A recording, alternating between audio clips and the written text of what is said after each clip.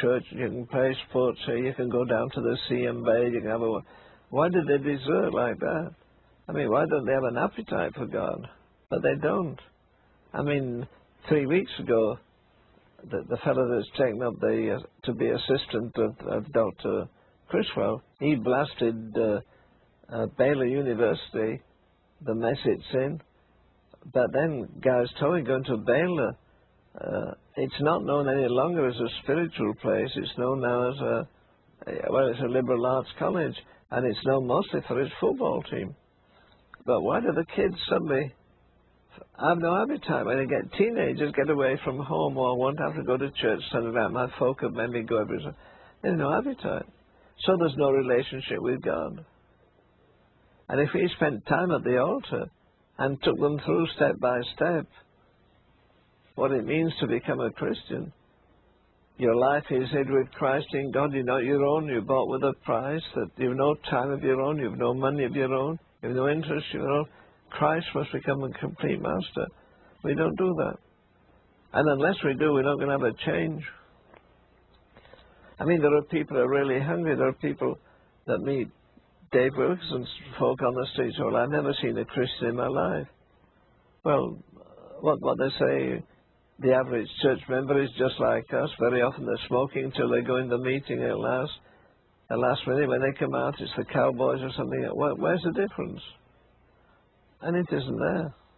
But it all comes down, I don't care whether it's Swaggart or PTO, it comes down, it breaks down with personal devotion to Christ. They quit praying, they quit reading the Word of God, they haven't time. And therefore they start rotting from the inside.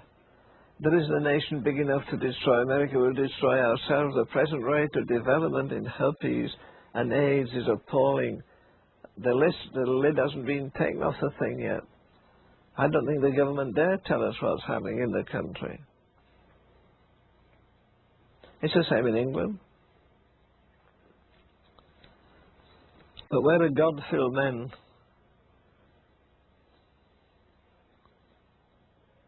I mean, Swaggart says the day after he'd been in that trouble, I was going to step down and let my son take over, but I woke up full of the Holy Ghost. No, he woke up full of tongues. He gave his tongues, and he took it, that's a sign. But the gifts and callings of God are without repentance. I see a girl wearing a big ring, and she says, well, Jack gave me that. I go back to the church 6 months after and say, well, oh, did he get married? Oh, no, we quarrelled after that. But you're still wearing the ring. Yes, well, of course, Jack's gone, but he left his ring. By the same token, the Holy Ghost has gone, but he left his gift. The gifts and callings without repentance. Who moved London more than Irving? Edward Irving in his day. Carriages jostled each other, Parliament suspended so they could run out near this great oratory. Every kind of sign and wonder, built that colossal church, and finally stood on the platform and said, I am the Son of God. I've kept this veil to you, but now here I am. There's everything. Men call him the 13th apostle. There's no questions about what happened. There's a whole book on him. I have it. And you've got all these amazing moves. I guess you've read something of Wigglesworth. Have you read John G. Lake? John G. Lake's books are published now by Christ for the Nations. There's 4 of them.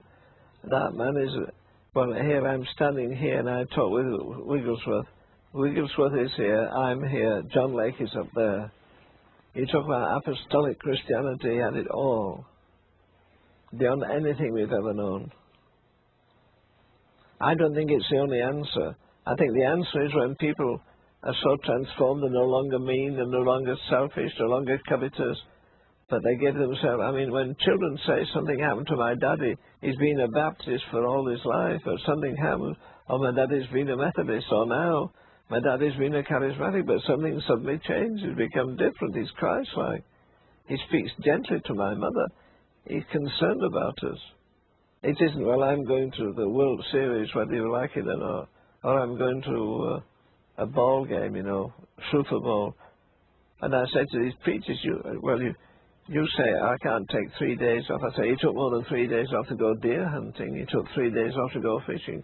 Why can't you pastors set the standard and say there's going to be a meeting for pastors at least one day a week or one night a week when we get together, we evangelicals really lay hold of God for revival in our city. These kids around here will raise money to go to Hong Kong for 3 days or go to South America, but when they come back, as soon as they get off the plane, their compassion dies. Well, what are you going to do with kids like that? And they'll keep doing it as long as we want them. You know, oh, we took a number of our people from our church. We took them on a cruise. But you're touching the elite of the church all the time. You've done that year after year, and the poor people are struggling.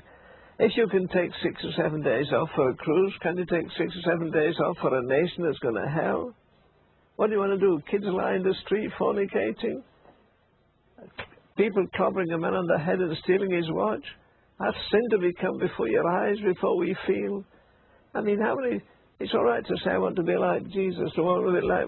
Do I want Gethsemane? I've never heard a person yet, dear brother, and I've gone to church for 80 years. I've heard men say, I was born again, I went to the cross, I've had my upper room experience. I've never heard a man say, I had Gethsemane experience. I've had broken. My dad was the nearest of that. My dad couldn't say grace at mealtime without tears. Right now I have invitations to 7 different... I'm not going to one. I said, because if people say, what's happening in America? I can't say there's revival anywhere, I know. I said, do you think I'm going to talk to them about the Holy Ghost revival when we're dying and doomed and damned here? And we're running into worse trouble? Well, it's in the scriptures. What does God say? I can't give you glory because you honor one another. Sure. That's one of the biggest hindrances we have. Like John Wimber stood up, one day eulogize me. And I said, if you do, I'll walk off the platform.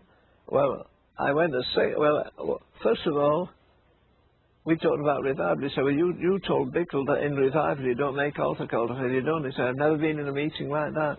So I said, when we come, I said, let our David speak an hour before I do. And our David's free now. He's pulled out from a church. He's free to go anywhere. I said, so David preached an hour. We had a 15-minute break, and I preached for an hour and a half. And when I was preaching, the whole audience broke up. They came in hundreds to the front and wept and groaned and cried out audibly. Make me clean, purify me. That happened 6 days. We never had 3 one week and 3 the next. We never had an altar call. We didn't have to. They came to the altar and stayed not 5 minutes, 2 and 3 hours, calling on God. You read Luke chapter 3, what does it say?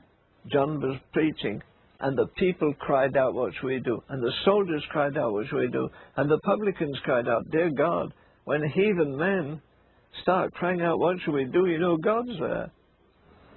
There's no pleading altar call. No, what did they say on the day of Pentecost? Men and brethren, what shall we do?